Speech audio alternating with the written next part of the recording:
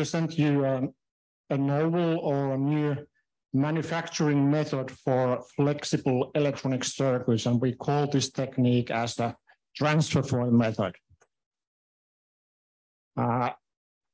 This is let's say a standard outline, but in practice now we are talking about large area, flexible electronics, and a continuous roll-to-roll process. Just a couple of words related to VTT in brief. We are a multidisciplinary research organization, and in principle, our aim is to boost the business of our collaborators by means of the technology development. I'm personally coming from a unit or area which focuses on printed and flexible electronics.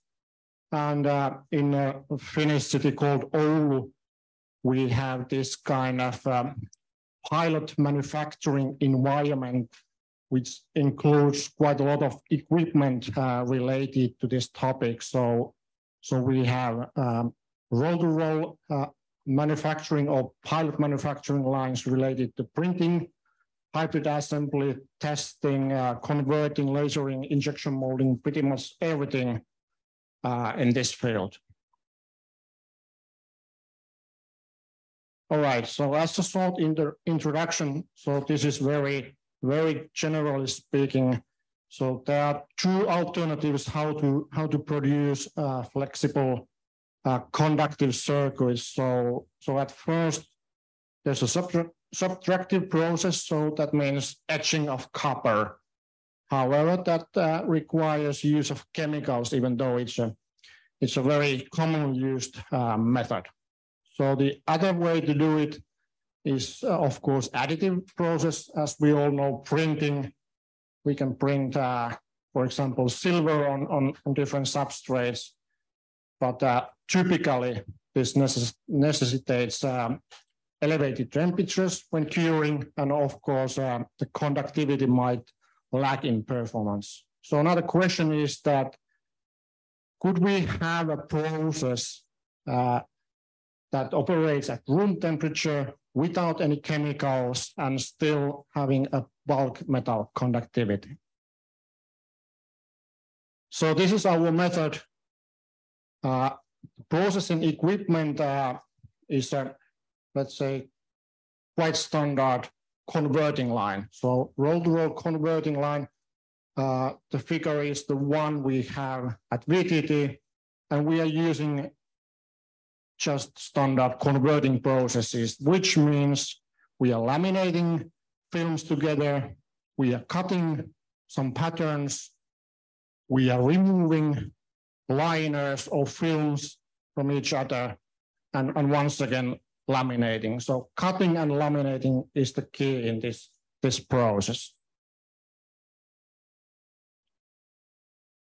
What are the materials we are using? At first, of course, we need some thin metal foils. So they are commercially available. You can use, or you can have aluminum, copper, brass, whatever the supplier has on his stock. Then we need to have a cutting tool. We are using flexible dies. So a metal plate with some cutting edges. And then, of course, depending on your application, you need to have a certain pattern there. And one important thing is also pressure-sensitive adhesives, so PSA films. And actually, we need to have here two different kinds of characteristics.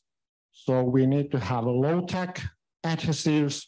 So when you are releasing a film, so then you need to have low adhesive performance. And the other way is that when you are laminating the structure on a target film or substrate, so then you need to have a high-tack adhesive film there.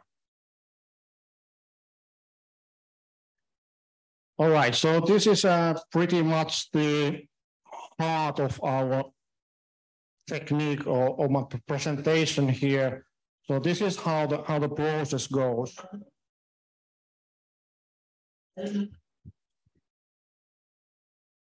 All right. So at first we have this thin metal film, and for that one we first laminate in a separate run in advance some kind of a carrier, a sacrificial layer, and then we need to have some adhesive film on the top side. So that's done in advance, and then we go to the actual process. So at first we remove the liner from the adhesive film, and then we cut the designed pattern on the metal film. So now we are in this picture here, lower right-hand corner. So adhesive open, then we have the metallic film, and then just cutting the pattern against the carrier film. After that one, we remove the excess metal foil. I mean, the thing we are not using in our layout or pattern. So this is delaminated or in practice ripped off from the substrate, and then we have only the design pattern with adhesive side open. And then comes the transfer phase. So this picture over here, so second from left, then we laminate the target substrate.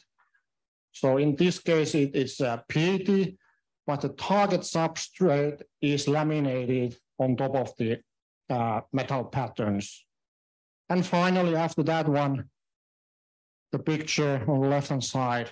So then we remove the original or the laminated carrier film, I mean the sacrificial layer, which leads into an outcome that we have now a metallic pattern on a target substrate, nothing else. Some results related to this one. So we have produced low resolution patterns with aluminum and copper foils. Processing speed is roughly, a few meters per minute.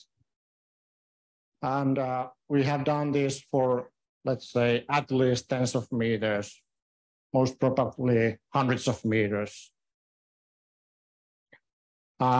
An important issue here is that the line width and spacing is rather limited. So it's the minimum distance is 1 millimeter.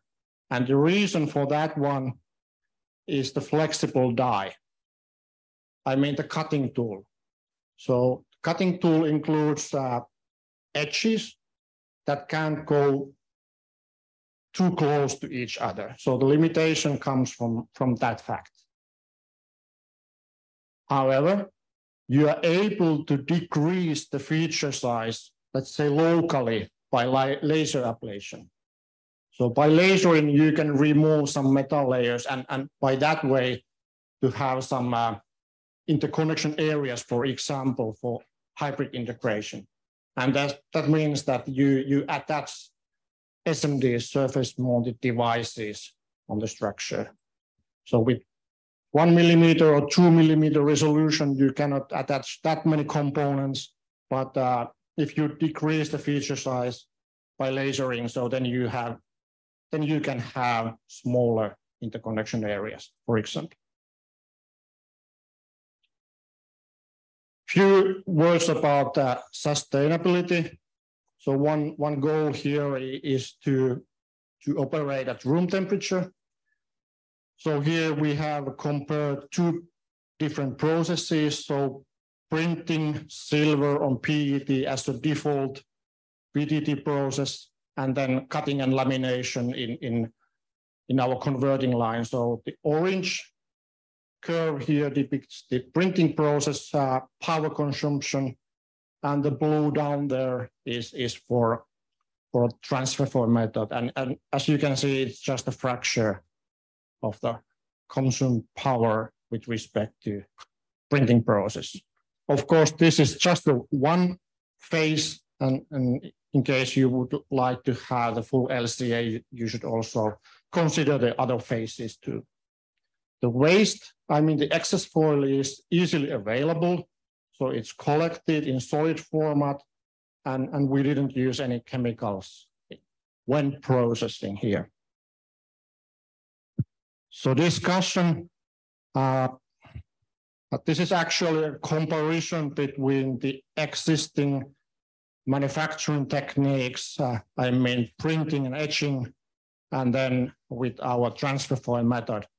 So here I would like to highlight that the resolution with the presented method is quite low, so we are talking about millimeters here. The other aspect is that we don't need to use, let's say, plain films, I mean PET or whatever plastic films, but we can also transfer the metal pattern on fabrics, on papers directly. So you don't need to have low substrate roughness in this case. Actually, there are some commercialization actions ongoing related to this technique. So this is a spin-off company from VTT called the Warming Surfaces Company. And their idea is to integrate or embed this kind of large area metallic patterns on different surfaces. I mean, inside a floor, inside some kind of panels or whatever, just to have a kind of a digitalized heating when necessary. So here are the acknowledgements of these works. Those goes to the co-authors and other contributors, and the study has been funded by an EU project, and we have used the local infrastructure there. So thanks for the attention, and